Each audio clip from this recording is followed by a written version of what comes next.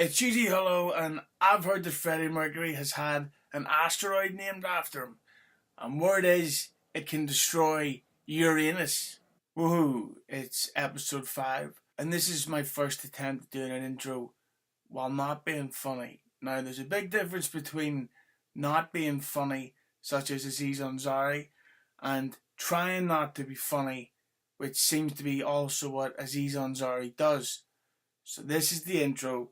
Today we're talking about top 5 Bruce Springsteen, and then in the main event, wrestling reference there, we're talking to not Sam Roberts, we're talking to Brad Gilmore.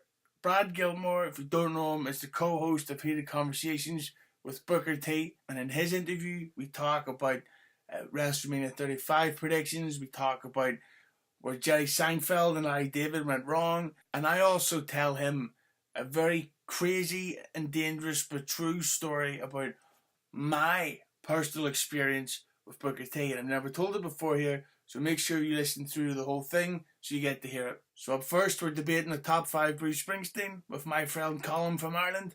Colin, it's Hughezy. Hello. So what do you think about these rumours slash fan theories of the Born USA 35th anniversary tour? I don't really know much about them, but it's it probably upset a few of the. Well, I'll put a mini story is when I was in America and I was asked by a group of fans who probably looked up in their 40s, asking what I thought of what was my favorite song, and I turned around and said Bobby Jean. They turned, all four of them turned around and ignored me, and just literally blanked me. And if a looks could kill, I'd be dead. And I turned around and told this to my friend, he's a border patrol police officer in America. Basically, just patrols the border. But and he said, "Oh, that's your typical crusty fans." And that's basically it. The amount of fans in America I bumped into who would just they basically blank anything. The crusties are basically anyone who ignores anything after basically depends which crusties. There's a proper crusties, so anything after greetings they don't see as Bruce. They see as garbage. Then there's ones who basically don't like anything from. They just think Born USA was the album was the downfall, and the modern stuff. Like you haven't got hope. So to say what my reaction is, I'd love it. I think most true fans should love it, but some people just will it happen? Of course, it has to. What 35 years is it? And the fact is like Born USA, it's the perfect album for him to play at the size of his career now. Yeah. It's like I like the River album is good, but it's not exactly like stadium headbanging stuff. No, it's more like let's go to say for example in Ireland, let's go up to what's that, the Queen's Arena, Belfast, and play an indoor, maybe acoustic set. Play there. Exactly. But if you want to play outdoor in like say Wembley Theatre or Wembley Stadium, or if you want to play in New Jersey, wherever the biggest stadiums are, out, it's not a place where you're gonna get 80,000 people smash their heads to the river. You get the lights out, get the phones out, but it's not gonna be. That would be like the one few of the songs on that you could do that with. But there's so many songs that are just too slow. And whereas Born USA, it's got so many. What Downbound Train, Bobby Jean, Born USA. It's just got so many great songs that you can just sort of Dancing in the dark. dancing into. I mean, that's. I mean, I think I've seen. I said to my friend when I first saw Bruce Springsteen, and I like with the band, I was like, I hadn't seen Bobby Jean ever live, and I think I've seen it every gig. I think he's been playing every gig since. Um, and then, but that's just the way it is. I'm sort of the stage now. I still love it. It's on my list. But the other theory is that's been going on for a while is that, well, not even theory, like it's been confirmed by Bruce and his manager that he's got a new album finished. Yeah, yeah. And the theory is, well, that I have is that he could next year do a Born the USA tour and a new album tour and play Born the USA in full, and then the new album and other stuff for about 2 hours. Like that would be amazing. I guess he sort of did that with sort of like the magic. It is sort of okay. I suppose he's never done. Well, so what's the last tour? It was the Born Toronto, wasn't it? The River tour. Um, what you what am I thinking of? It's could he do? Yeah, I mean, it'd be. Well, so you're saying basically just do like the whole Born USA album straight through, like, Yeah, and then just do a 2 hour sort of this new album, 2.5 hours. yeah. That'd be good. I mean, it's It'd be interesting. Depending what because the new album I thought I heard the little bit I read online was it might be a solo tour. Yeah, but they always say that, and they always say, "Oh, this next one's stripped back." Like I remember that big pile of shit working on a Dream album. They'd say Bruce was all like, "Well, this one's gonna be a little more stripped back from the Magic Tour," and it was just the same thing, only crap.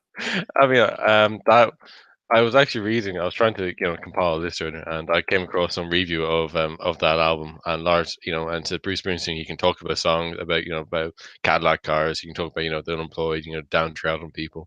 But when he's trying to a love story about the queen of the supermarket, it's that's not his thing. It was a bit, and I think a lot. And I mean, I like Bruce. I like pretty much anything he does.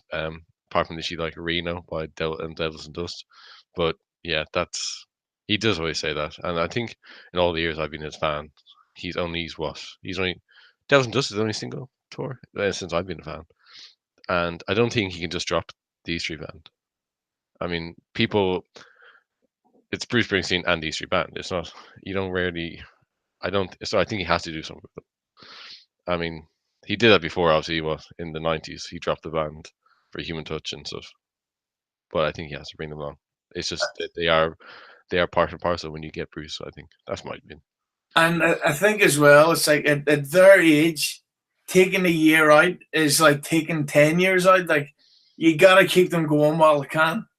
Yeah, it's a bit like if you slow down, you just get stiff and and you get stiff and you just don't want to get back up because you got to see what Bruce is was 70 this year, isn't he? Yeah, he's about 70 years gorgeous. 70 years young, and like even the youngest member, well, apart from the okay, if of the original members, probably the youngest probably what Niels Lofgren, and he's what still pushing 60. Um, I mean, obviously there's Cameron's son. He's obviously very young, obviously, but by and large, the young people, as you said, you got to keep them going. You got to keep them active. Yeah, but then I seen that little Stevie said on Twitter about 3 4 days ago that Bruce was going to take a year or two off, and I just thought that's a load of bollocks. And would you like to know why? Why is that? Because I shouldn't really be saying this online, but I have a family member that works for the concert promotion companies here in Ireland, and they told me that there has been talks with Bruce's management Yeah. about gigs next year. Okay. Well, and well, like if you just one gig. Well, that's what they don't. They wouldn't really go into detail, like, and she didn't say she wouldn't give me details on if it was just Bruce or if it was E Street Band or if it was like Slane Castle, Croke Park, Aviva Stadium, or if it was like the Olympic Theatre stuff. Chance actually, I wouldn't. The only reason that put me off wanting to see like something small like the T-shirt, it'd be tickets, trying to get tickets. When you play in Crow Park, you get 85,000 people, 85,000 tickets. It becomes a lot easier. And again, I guess, well, I know it's a bit sidetracking here, but I know they've done a lot in the Irish law about trying to, ticket outs and not be able to sell tickets on double the price and make profit and all that stuff. But by and large, if you try and get a ticket, if you're playing I mean, he'd never played the Olympia, but I'm trying to think of another small venue he's done, like the Point Theatre, which is what 7,000, 10,000 people. Mm. I mean, the last time he played there, the system's Ticketmaster in Ireland broke down.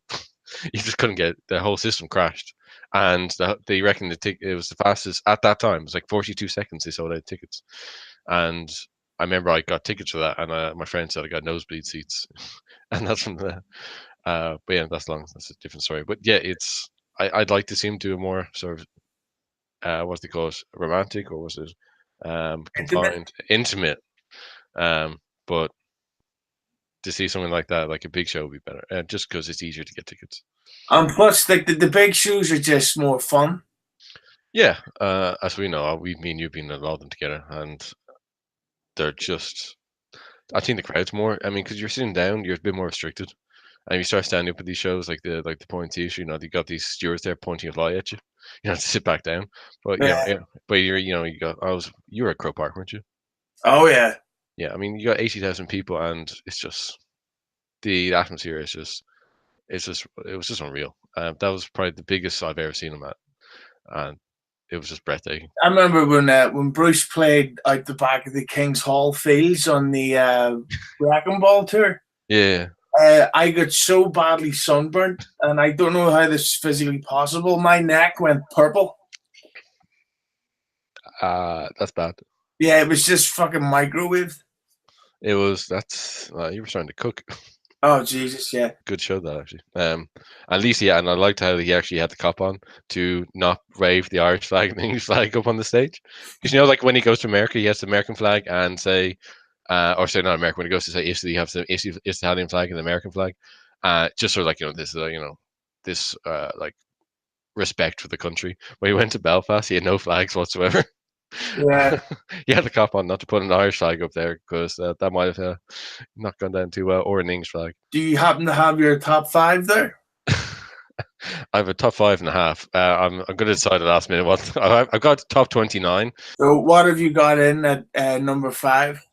Tougher than the rest. Oh, nice one. I love that song. Recently, over this year, I've Tunnel of Love. I've been listening to loads.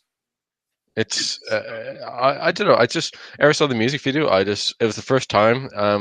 I don't really know too much. I used to be, I'm not saying I'm not obsessed with Bruce Springsteen anymore, but when I was younger, I was on all the forums, on all the sites, and all the fan clubs, getting all the news.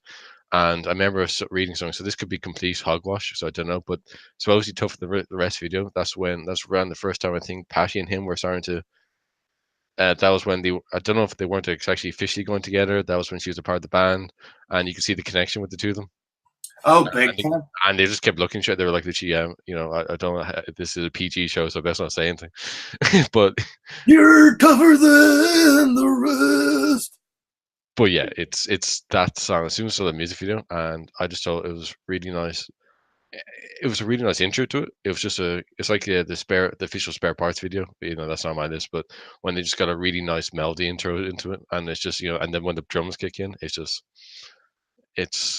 song that even when I'm down, like in a sort of mellow mood, I'll listen to it. If I'm in a good mood, I'll listen to it. It's just a great all-round track. Well, for the record, I think Bruce tagged Paddy during the Born USA tour. And speaking of which, in at number 5, I've gone with Cover Me. So I guess another Born USA song, isn't it? Mm. Yeah, so I make sure I got that right. It's Cover Me. It's a song I like. It's an album I like a lot, but it's also a song that I probably don't listen to. I probably under listen to that song. When I listen to the album, because when I stick that album on, I probably, because there's 2 other songs I won't mention, but there's probably the 2 songs I listen to overload. I literally would go onto YouTube and just type on auto replay and just sit there for there, and then realize, oh shit, I've been listening to the song for the last hour. So it's probably a song that Downbound Train stuff. There's songs on that are great. I was actually reading a review about Bruce's top 5 top songs of all time. I don't know how you do that, because it's like number 382. It's like, how do you actually pick? Oh, well, that's not a 382 song. That's a 385 song. Anyway, but they mentioned and they mentioned, was it Cover Me and someone else they were just good songs, but just not good enough to be the rest of the top of the rest of the album. It was just the slightly weakest link, and I thought that was wrong. I think Cover Me is a great song. The live version of it on the 75 to 85 live album. Yeah. With that Nowhere to Run To intro and all the synths, the synthesizers being played on. Yeah. Jesus Christ, that is just, especially when you get that on like surround sound with and all. It's just like, Bruce, just take me now, So what have you got at number 4? Number four. What have we got? It's the cliche of all cliches. Born USA, I guess. Oh yeah. I mean, it's there was that already nowhere, and I thought, because I didn't want to lose another song that got us number 1. I didn't want to. I use it as in my list because it's the song whenever I got friends, like at my 21st birthday. My friend said, you can tell, and I got a DJ, and my friend's like, you can't have the DJ playing just Bruce Springsteen music. No one's going to listen to it. So they said, here, I know it's your birthday now, but we're giving you 3 songs. And there's that, Dancing in the Dark, and Born to Run, but that is the song. Born USA and Raging No are the songs that when I play to my friends, they're the ones I think that's the one that I know it's not, Bruce being a Bruce Springsteen fan. It's not just about getting people to like music, the popular music, and there's other really good, more meaningful songs probably on other albums. But it is a song. It's important to have a song that gets someone attached into a band. And Born USA, it's just, even though so many people misinterpret it, for years. They have what you have Donald Trump and what was one of the Bushes or one of the American presidents using it as Reagan. Reagan using it as their celebration music when it's couldn't be any more opposite. So it's very misinterpreted. And a lot of times I was in the taxi with my friend going to the gig and he's, oh, and where are you going? I said, Bruce Springsteen. He goes, oh, Born USA, it's such a great song, it's such an upbeat song. Like, it's a song that everyone, it's one of the songs everyone just, it's when you think of Bruce, you think of Born USA. It may be a bit cliche, but it's just such a good song. And That's plus, great. again, the live version of it from the Oh, 75, 85. Jesus Christ, that is something else. It's one of the best. It's the best. It's the best version. It's just that that heavy feel to it. It's such a powerful song when you turn it up. It just I can't play too often around here because my neighbors can complain, but they shouldn't complain because it's it's a lot better than listening to some of this modern music. I sound so old saying that, but yeah, Born USA is just, it's part of an album that it's, I said you the two songs I probably listen, and I won't mention the one just yet because it's my number three. But Born USA, it's probably that, it's just a special song to me. And it's a song, good introduction for everyone to that album. Is a good album to get people into Bruce. Good upbeat album. At number 4, I'm gonna go with "Stolen Car" from the River. Bit of left field that. Okay, that's a song I won't pretend I know too much about, but you tell me about it. What do you think? What do you pick here? It's basically, it's just one of these perfect ones. It's one of these perfect sort of chill out songs. Like, see, if you're like, do you ever get that sort of thing where you're tired but you don't want to go to sleep? Yeah. You just sort of cry. You put on "Stolen Car" and you just sort of relax, and it's like, I'm driving a stolen car in the dark of night. That sort of shit. And it's just like, Bruce, this is class. And it's got like a little bit of piano playing with the small bit of like sort of drums, and then just all these harmonies in the background. Like, I can't get enough of it. It's a bit like, well, to you that'd be, well, this isn't on my list, but I'll give it a token mention. A song that I listen to so much, but I don't think I could make it my favorite. But it's like, it's just a song you want to listen to when you're just sitting there, like you said, just you don't want to go to sleep, but you just want to, I guess, doze off, dream off, imagine the world. If I Was the Priest, probably something like that for me. Yeah, but see, "Stolen Car", it's a good one of these ones. Like, if it's a chill out song for in the background, if maybe you're having a drink with someone, or maybe you're having a, I won't. Well, obviously, you mean something completely legal. Yeah, cigar. Yeah, cigar. Yeah, of course. uh, no, but it is. It's not. I mean, yeah, if you're sitting there with your friends and you're sort of, having pre-drinks or something, and you want, or you're sort of after you're coming home for drinks, and you just want to chill, or you just want to sit there, it's not, you don't necessarily want to put on Born USA. It's that Born USA will make you want to sort of jump up and get out of your seats and start trash around the place. But Stolen Car is more a thing. You can sit there, sort of, it's ambience in the background, and it's a nice song to listen. What have you got at number 3? Bruce Springsteen, of course, Bruce. It's a Born USA again. Bobby Jean. Favorite. It's probably should be my favorite song. There's no real order in this. It's just I've just happened to have it a turn on the list. But it's once again, it's one of those songs where people don't. It's like a continuous debate. If you go into like Greasy Lake or any of these things, you always see like, for years I saw a debate. What is it about? Is it about his drummer that went off to the Vietnam War, who never came back? There's the thing that they reckon it was the first drummer he ever got in his band. It was like, it was the first member of the band, I think, and he never came back, and he never got to say goodbye to him. And that's what some people, or people then, there's the other group, people think it's about Lil Stevie when he sort of fired the band in, I can't remember, the 90s, early 90s was it? I'm not sure, or early millenniums. I don't know the dates these years, but no one knows exactly who's it for. But it's just I think it's like, it's like without going to a different audience, Metallica, Nothing Else Matters. It's a song when you actually listen to like what James Hetfield talks about that song, and he gives a different meaning. When he told us what that meant to him, it was completely different to what I thought it was for years. But I think Bobby Jean's one of those songs where you can interpret it any way you want because it's got lyrics that are quite open. It's just a beautiful message to a friend, about a group, about his, it's what you say, how'd you say it? Just someone he's missing, and I think in everyone in life, wherever we're going to, there's someone you've missed. I went by your house today. Your mother said you went away. But, it's just it shows. I think it's more humanistic of side of Bruce that he has feelings. He's not just a big rock star. He's someone who also misses things. He has weird if it's about his band member or it's about Little Stevie. He's meant to be one of his best friends, or if is the best friend of all time with Clarence Kevins. Uh, it's just a beautiful song, and you can use it for. It is a bit more sort of. I won't say depressing. I hate using that word with songs, but it is a bit more downbeat. But it's. I think with all musicians, if you had just all heavy rock, or heavy trash, heavy, banging music, you need something like this, and like Stone Car, The River, you need stuff like that to sort of bring it back down a bit. At number 3, I'm going with 10th Avenue Freeze Out. Another song I'd say I wouldn't listen to as much, but I heard a lot on the last tour. Why'd you go for that?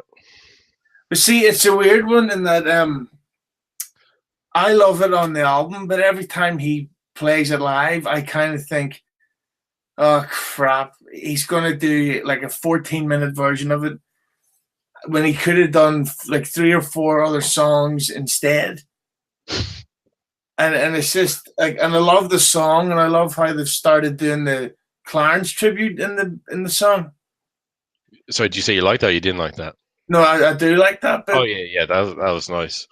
but the fact that he would take the song and extend it so long live does my head, and that's why I prefer the album version, because you just hear that slow trumpet intro, and it just sounds so like 70s in New Yorky, and then the funk like bing,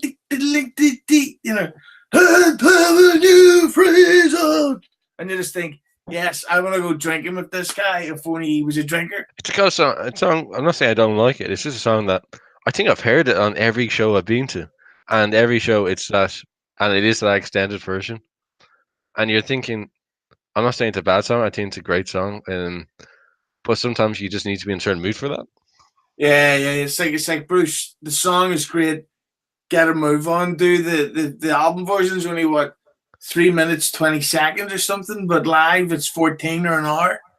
Yes, it's I don't know. I saw it, and especially when he often was stopped in those things and do like this sort of little medley of running around the stage and sort of improvising something or bring something out, or just like they just stop singing and you just have the band would be just playing in the background, just doing some waiting for him to kick back into the song where he goes to get a drink. So it just sort of seems to extend the song into something that's.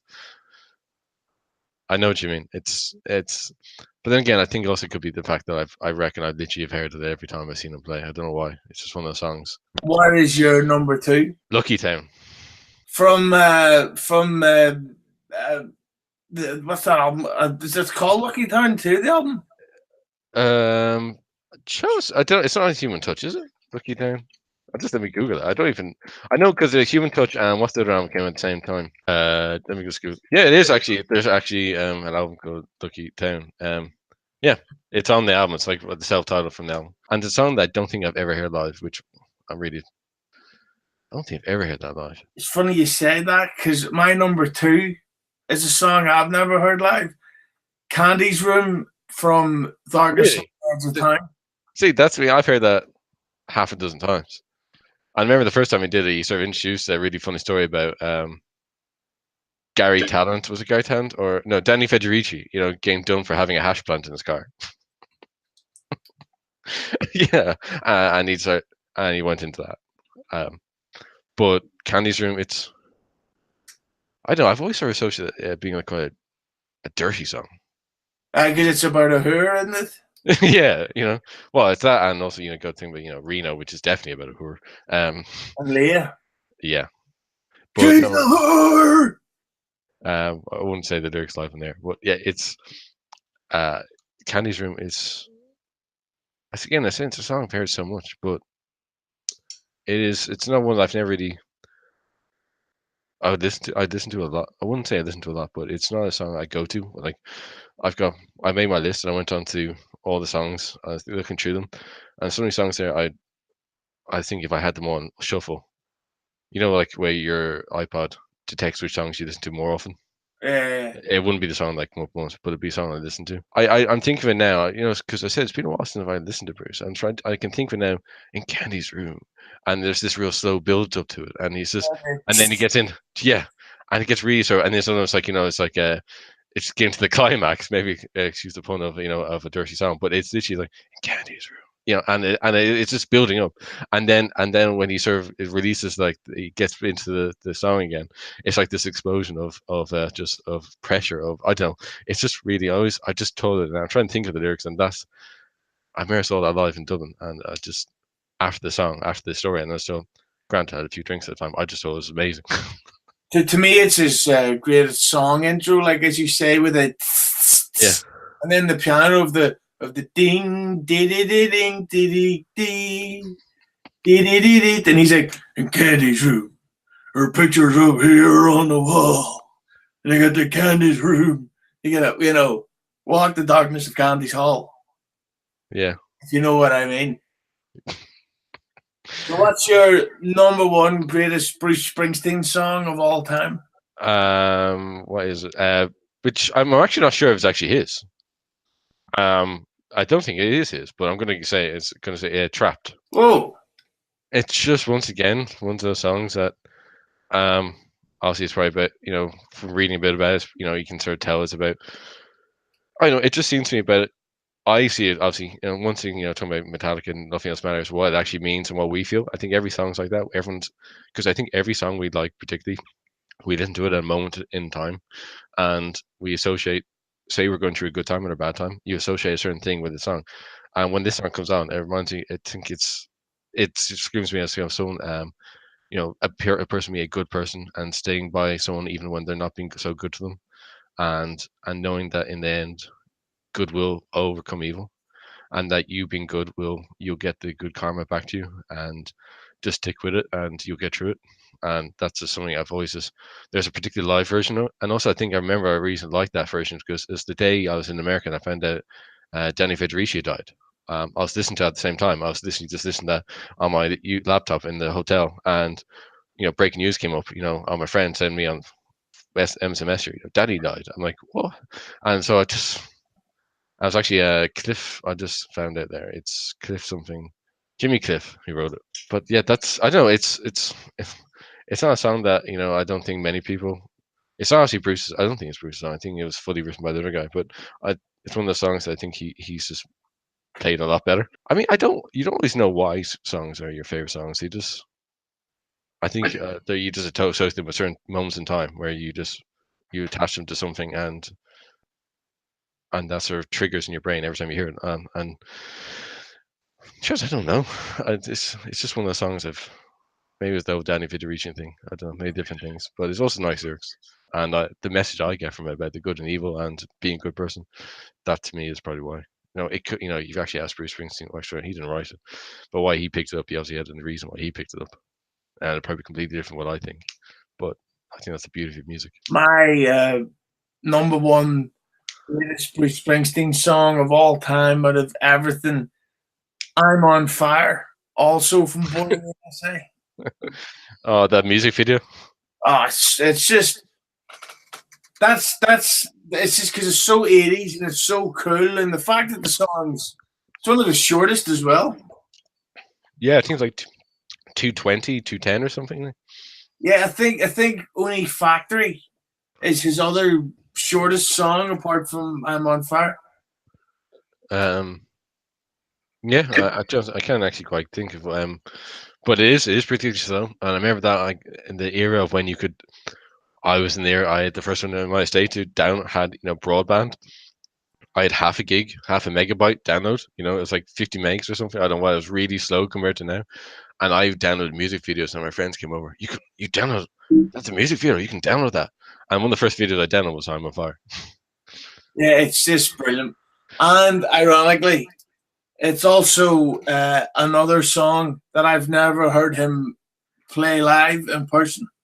I hadn't played that on in acoustic in where was it? Don't know where it was. He came out and play open to it as an acoustic. Well, you know where we are going to hear him play it live?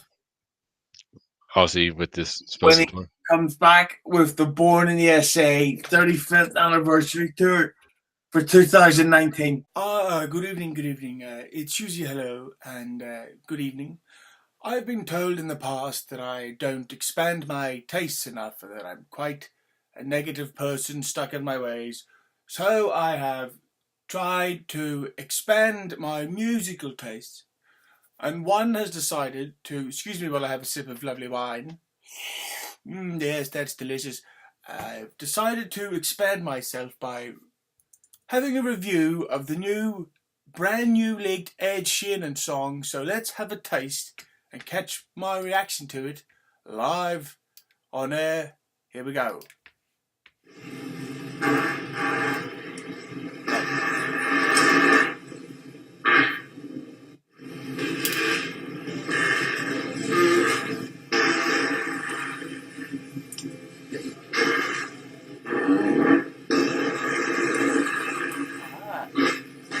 Very catchy.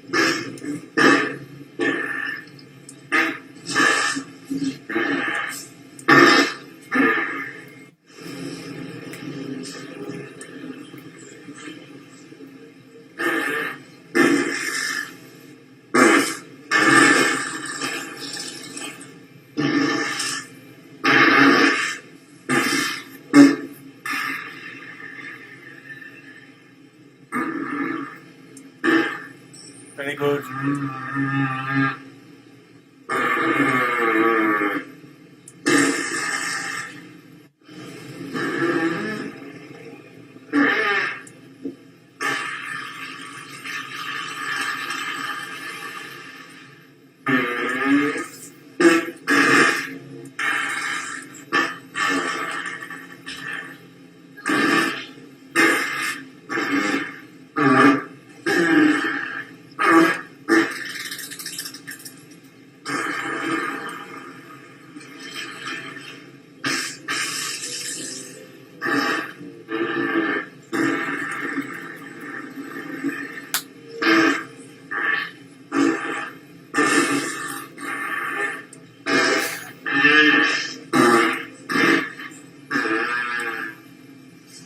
That was nice. Yes, Ed, very good. I will have to buy your latest CD when it drops soon. Okay, now to talk some wrestling. Here's the one and only Brad Gilmore. Well, Brad, thanks very much for coming on. Hey, no problem, man. And Glad then, you're a Hughes. I have to do anything for a Hughes, because my family is a Hughes family as well. My grandparents were Hugheses, so I feel like we have some kind of kinship. and if we just confirmed anyone listening to this, you're not Sam Roberts. You know what? I am not Sam Roberts, and I don't know. I don't get that comparison. I've gotten that a few times. People say that we sound similar. I don't hear it at all. I've had the privilege of being on Sam's show a couple of times with Booker, and to me, we sound completely different. But I am not Sam Roberts, damn it. Yeah, I don't get it at all. I just think it's because you're two white guys that love wrestling. That more discrimination. Yes, discriminatory. Oh. How dare I be compared to Sam Roberts? But so I'm going to ask you this question. This is something I've thought about myself recently. Do you think that over the past 12 months that wrestling in general has become bigger than MMA?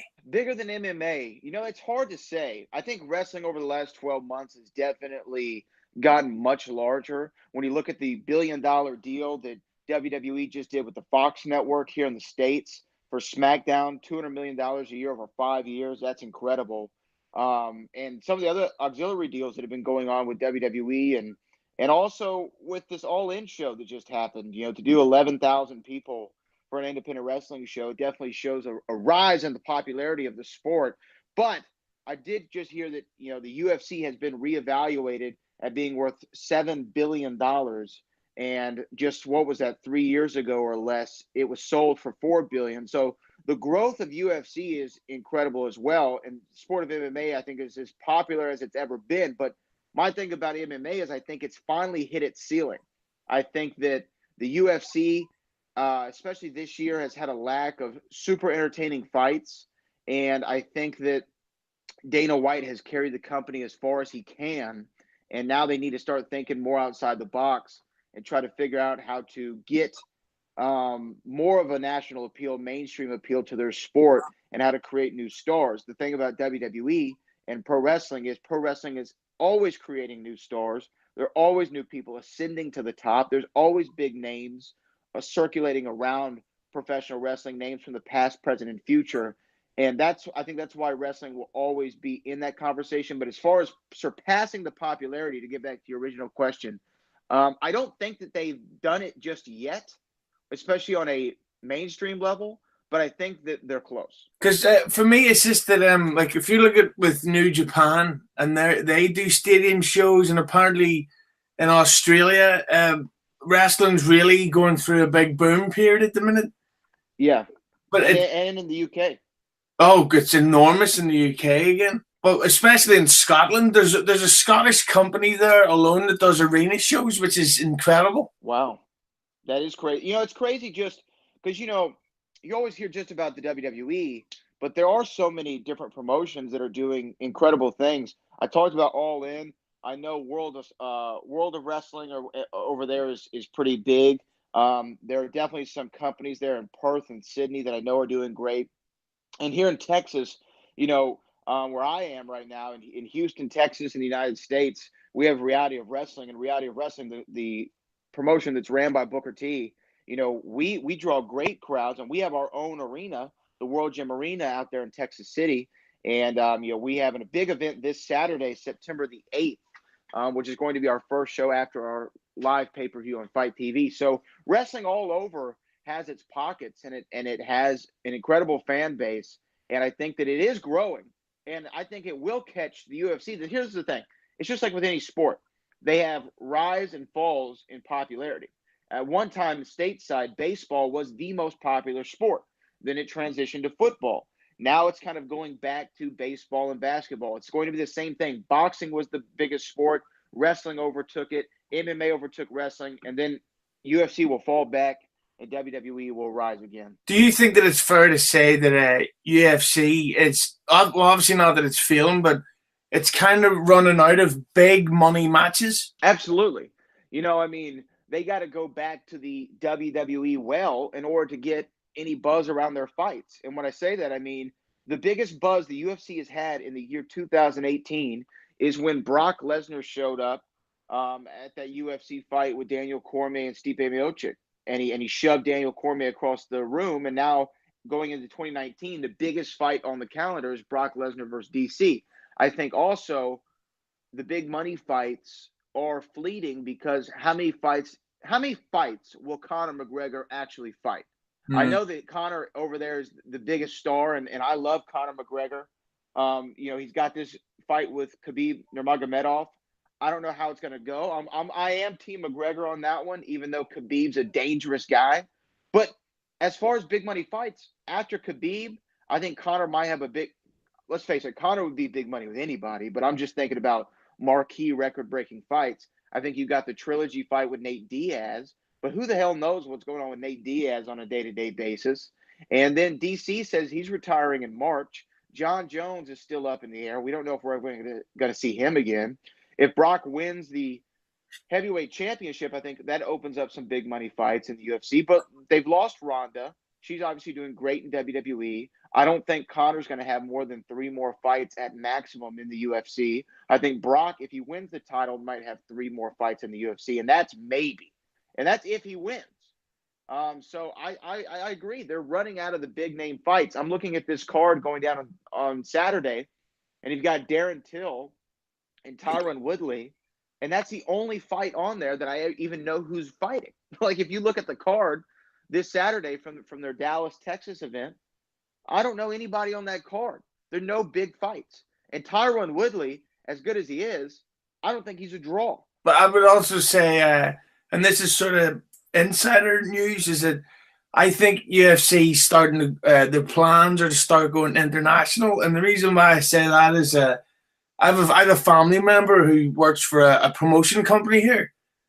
And she told me that there's been talks with the UFC executives about a Conor McGregor fight at Croke Park Stadium next year. Oh wow! Well, that would be a big money fight right there. Yeah, that holds 85,000 people, and if you're charging like $100, $200 per seat, like that's at least $200,000.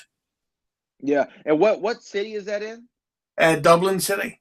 That's in Dublin. Yeah, so I mean, it would kill. It would kill. It would be probably the biggest fight in the world's history. Yeah, and it doesn't even like they could announce that fight, just Conor McGregor fighting in Dublin, first time in years. It's sold out. Yeah, it'd sell out immediately. There's no question about it. Oh, that's a fortune in itself. But Brad, I gotta ask you. So you run your own podcast, and of course you co-host Heated Conversations with the great Booker T. But how is it for you as an interviewer when you realize that an interview is going badly? So it's happened to me a couple of times. I've been more fortunate than not. Most guys are pretty good, or girls who I've talked to over the years. I've been in online radio, podcast, and over the air radio now for 7, 8 years. So I've had hundreds of people I've talked to. When it's going bad, you just try your best to pull out everything you can. And I find myself, I'm turning up my energy more, trying to overcompensate for the lack of interest in the interview. And I think that, as they say in wrestling, you just go home. You go home as quick as you can, count 1, 2, 3, get the hell out of there. Because there's nothing like, here's the thing about airtime too, and I've learned this from being on the radio with Booker, is, airtime is expensive and it's worth its weight in gold. And you don't want to dedicate more time than you have to a segment or to a interviewee that's not worth it. So go home, tell them, hey, I appreciate you for stopping by, cut them off as soon as you can, and get the hell out of there. Yeah, because it was a couple of months ago on Heated Conversations when Sue Young was on. Yeah, and it was awkward, shall we say? Well, Sue's great, and I don't recall the interview too well. I remember that was the same show where we had all the women from the Ladies Night Out show that we did here in Houston. We also had Corey Graves on that episode as well. Oh yeah, broke the news. Yeah, which I'd love to talk about if you have a question about that. But as far as that, Sue Young, by the way, is one of the most welcoming and warm people when you meet her in person. She came down to World Gym Arena one time before for Reality Wrestling. I think she's coming back in November, and I'm looking forward to it. She's nothing but fun. But, those phone interviews are difficult too, man. They're a whole different beast. I love the in-person interview, but sometimes those phoners are the easiest way to do it. Is obviously when we're, across the, Atlantic or what have you, it's difficult to get in the same room. But like I just had Bruce Buffer, the voice of the UFC, on my show, and it was a great interview, and it was over the phone. So you have to develop a skill for that as well. Have you ever heard the Chris Jericho podcast that he did with Mike Tyson? No, I don't think I did that. But I will say, as much as I love Mike Tyson, he's kind of, and I love Ric Flair too. But some of these guys have had so much life experience that I don't think they know what to say anymore, or they go off topic. Or the thing about Mike Tyson interviews is he seems like he'll just answer it in like two words. He's like, "That's right." And then it's just, all right, well, let's move on to the next question. There's an interview he did with the great comedian Norm Macdonald recently, and during the whole interview, Mike was eating out of this big giant bowl of nuts. So it was just, and if that was anybody else, you would have said, "Get the fuck off my set." But it was like, "Would you like some water with your nuts, Mike?" Norm Macdonald is great. And it's hey, thanks for that, Yeah, there you go. His talk show is funny. He had Jim Carrey on that show too, and it was wild. It's back on in 10 days. Okay, awesome. Well, I'll have to check that out. Yeah, so that brings me to another question I'd love to ask. What are your dream guests you'd love to have on your podcast? I'm big into the movie Back to the Future, so I'd love to have Christopher Lloyd. Christopher Lloyd would be way at the top of my list. Michael J. Fox, of course, as well. My grandmother, who was Jerry Hughes, so part of the Hughes clan, she passed away a couple years ago, and from Parkinson's disease. And of course, Michael J. Fox suffers from the same ailment. So I've done some stuff for him. I've donated to his foundation. I'd love to talk to Michael J. Fox. From the wrestling side of things, I would definitely like to talk to Steve Austin. I know there's been conversations over the last, maybe month about him coming on Heated Conversations or us going on the Steve Austin show. I'd love to have Steve Austin on. And I think that the greatest of all, I think the one interview I think I'd love to have is with Larry David. I love Larry David. He's incredible. I would love for him just to make me look like an idiot, because that's what he does to people who are interviewing him. He did this great talk with the New York Times. I'll send you a link. It was so hilarious. There was somebody trying to ask him a question, and he was just making a complete ass out of him. So Larry David would probably be way up on my list too. Have you seen the interview? I'm sure you have, where he was asked a bunch of random questions, and somebody says, "If you were on death row, what would your last meal be?" No, I didn't hear. What was his answer? A dog. What? Yeah, says he would eat a dog. I guess, why the hell not? Only Larry David would say something like that. If I could pick any two people to interview, and this is the interviewer to go drinking with, whatever, one would be Vince McMahon. Yeah. And the other would be Jack Nicholson. Oh, those are two great choices too. I think Jack Nicholson could probably tell you a lot more interesting stories off air than on. I'd say Vince McMahon could tell you stories that would make your eye color change.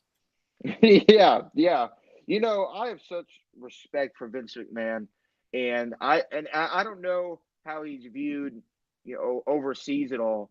But as far as stateside, I put him up there with the Steve Jobs, the Walt Disneys, the Henry Fords, the great creators of our time, even the P.T. Barnums. The man took a industry that was a literal sideshow that would be next to the booths of the bearded lady and the two-headed man, and he made it into a multi-billion-dollar industry that's enjoyed by people in hundreds of countries around the world, and it made pro wrestling into a legitimate form of entertainment. I think the guy does not get enough credit in the mainstream. One of the things that the President of the United States called Vince the other day on his birthday was one of the greats. And that's one of the things that I could definitely agree with the President of the United States on. Vince McMahon is definitely one of the greats. Does it bother you as a wrestling fan? Because obviously we just had All In, and it was like one of the biggest things in recent memory in wrestling. But does it bother you when you see these fans online talking crap and like, oh, WWE, it stinks and it's all this? But then they would cut their wrists for WrestleMania tickets. Oh man, that's a hard question to answer, because I myself am a wrestling fan, right? But I've also worked in wrestling for the past 6 years with Booker at Reality Wrestling, and the wrestling fan is one of the most difficult creatures to figure out. Especially the wrestling fan that fancies themselves as very knowledgeable about the business. The constant complaining is irritating to me, because I'm a WWE guy. Like, I watch WWE. I don't really watch a lot of the other independent wrestling. I'll catch a match here or there. Obviously, I'm plugged into Reality of Wrestling, but I'm a WWE guy. So if I don't like something, like you were telling me you were watching Luke Cage, right? Yeah, on Netflix. It's not the new season is not very good, right? So I don't watch it. If it's not very good, I just don't watch it. So I'll never understand why somebody hates something or dislikes something or complains about something so much that they don't like that, yet they continue to watch it. That I just don't understand at all.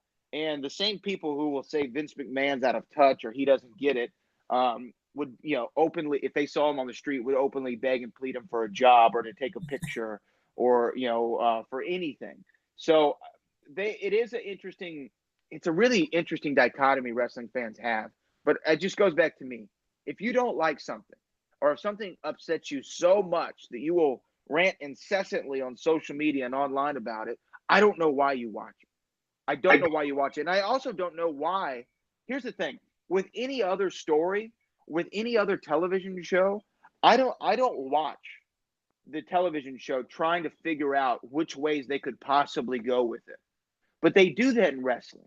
It's like, well, it should be booked this way, and then it should lead to this and lead to that, or do this and this and that. It's like, well, why sit there and try to rewrite a television show that you have no control over?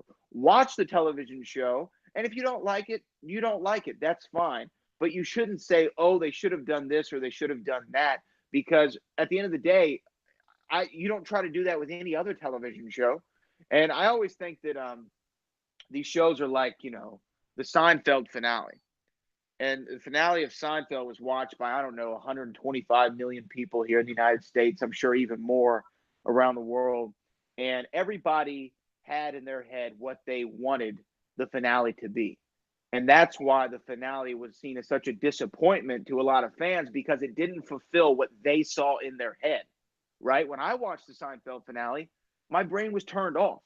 I just watched it, and I enjoyed it for what it was.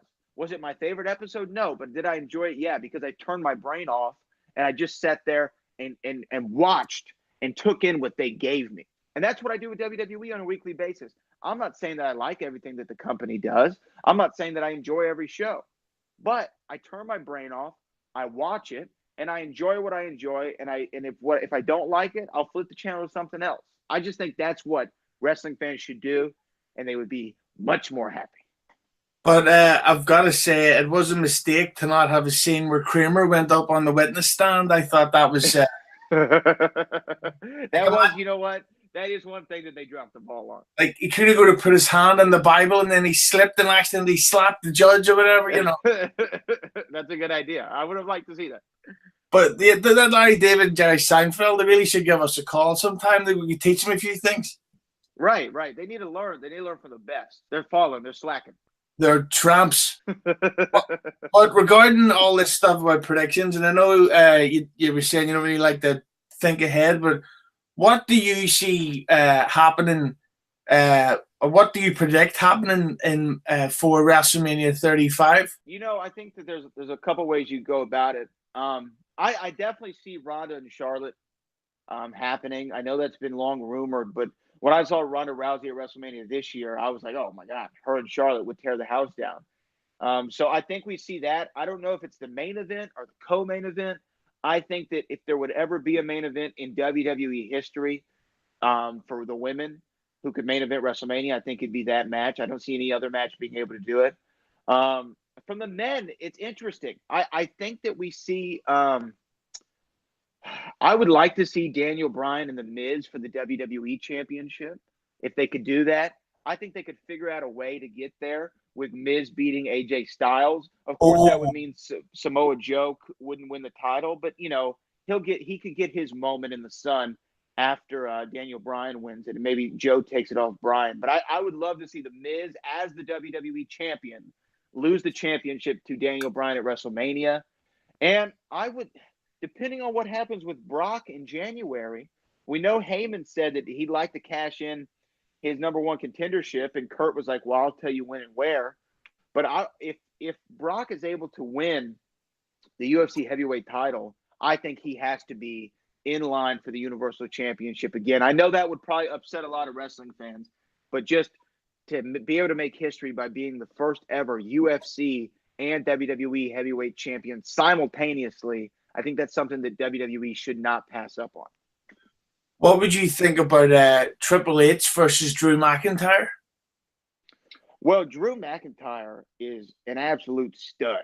And I like that they put the tag team titles on him and Ziggler, built up his legitimacy. Triple H versus Drew McIntyre, I mean, I'd like to see where they go from a storyline perspective, but I think they'd have a hell of a match. And that's one thing. Drew is looked at like just a big guy, but he's way more than a big guy. This guy understands wrestling. He gets it from a psychology standpoint. He's so much better now than he was 3 years ago. And I think that he's got world champion written all over it. And there's another match that I predict happening. And I know you said Daniel Bryan versus The Miz, but I'm predicting Daniel Bryan versus AJ Styles versus Rey Mysterio. At WrestleMania. Yeah. Wow. Well, that would be interesting. I know the rumor is Rey's coming back. And he's competed in triple threat matches before at WrestleMania for a championship. I think it was him, Edge, and Angle, or him, Randy Orton, and Angle for the world title, something like Yeah. that at WrestleMania. So Rey Mysterio, if you didn't see All In, the guy is still so impressive. I got the chance to actually spend some time with Ray down here in Houston, and Booker and I went to Top Golf and hung out for a few hours, and I got to chat with Ray, and he's one of the most humble guys, and I think one of the guys who, when you have those all-time conversations of who's the greatest of all time, I really think that he gets overlooked a lot. As far as an all-time great, I think Booker gets overlooked a shit ton as being an all-time great, because I think Booker's a top 15 guy all time, and I don't think he gets the proper credit. I saw some idiotic list, by the way, that put him as the second worst world champion in WWE history. I don't know. Yeah, I was like, y'all are a bunch of idiots. Obviously, it comes from upbringing. Your parents are probably idiots too, but I don't see that at all. I think King Booker was one of the best runs in SmackDown history. So, but as far as Rey Mysterio at WrestleMania, I love Ray back in WWE. I think that if that would be the match they would have, it'd be an excellent match. I'd imagine that would be a triple threat of baby faces. Yeah. I mean, you would have to, but it would just be one of those athletic contests of who's the best wrestler, And plus, on top of that, and as much as I love them, and I think AJ Styles is one of the greatest in history, but it's AJ Styles, Daniel Bryan, and Rey Mysterio. They're still great, but they're not as good as they were. Right. So by putting them in a triple threat, that would give them time to rest up. Yeah, no, it's a good idea from a booking standpoint. I think AJ Styles still right now is the best wrestler in the world. I think he'll probably go down as one of the top 5 in-ring workers of all time. I don't think that he's surpassed Shawn Michaels yet. He could. I think he's going to have to do a lot more in a short amount of time to surpass Shawn, because Shawn got to perform on the biggest stage for so many years, and AJ's only been there for a handful. But AJ Styles is a damn good wrestler. Rey Mysterio still got some left in the tank. Daniel Bryan, since his return, I don't know. I felt like there's something missing with him. I don't know what it is, but he's still great. He's still Daniel Bryan. So I'd like to see that match at WrestleMania or anywhere else.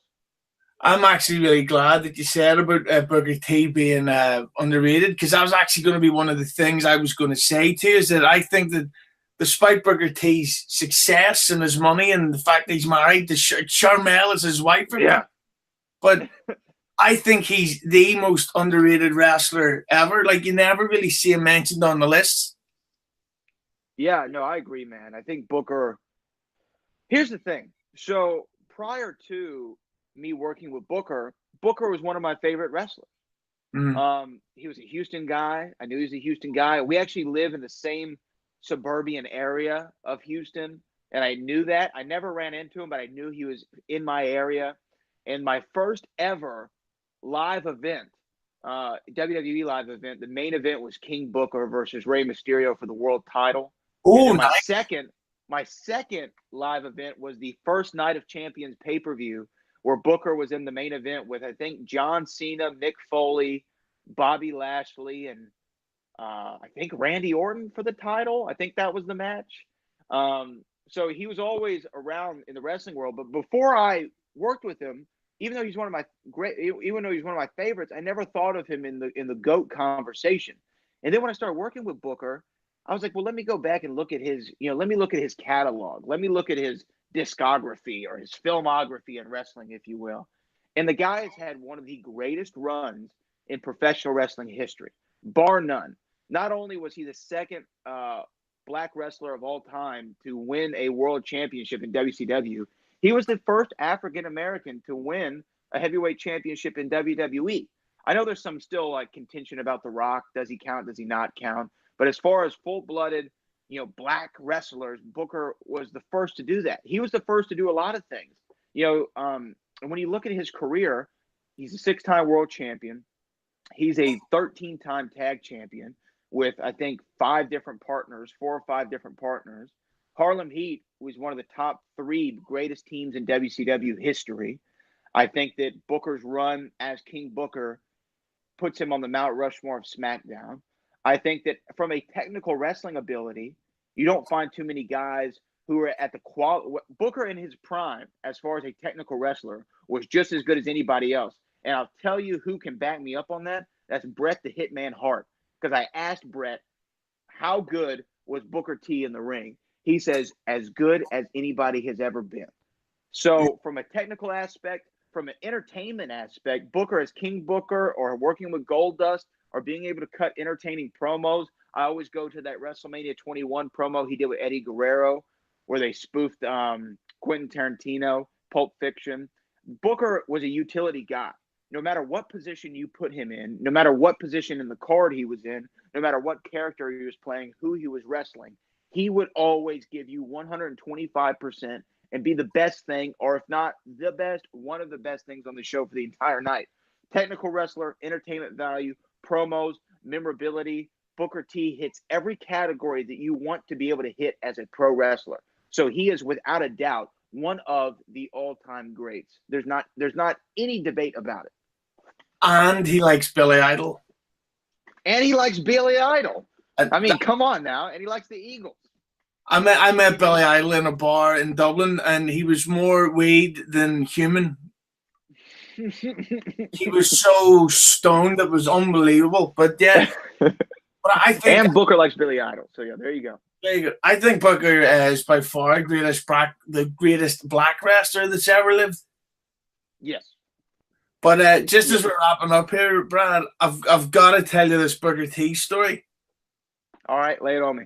So it was a SmackDown show in Belfast, and it was King Booker versus, I think it was Lashley or Benoit. It's hard to tell, you know. Lashley and Benoit look so similar, you know. Absolutely identical. And everybody knows the stereotype of Irish people is that they're drunk and they can be bigoted and stuff like that.